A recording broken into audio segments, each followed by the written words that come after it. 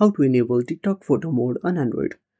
Hey everyone, welcome back to the channel. If you are new here, don't forget to hit that subscribe button and turn on the notification bell to never miss an update. So first of all, open a Play Store on a device. Then tap on the search bar.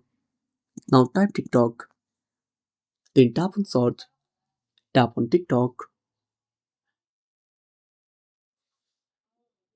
Now make sure to update to the latest version. After updating, go back to the home screen and open up TikTok on a device.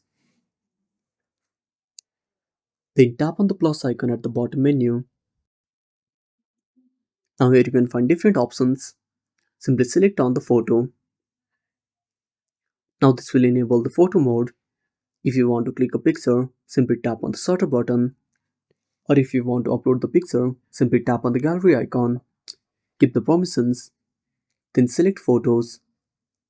Now select the photos. Then tap on next. Again tap on next. Now add a caption. Now once you're done, simply tap on post. And that's it. Thanks for watching. Make sure to subscribe our channel and hit the bell icon. See you in the next video.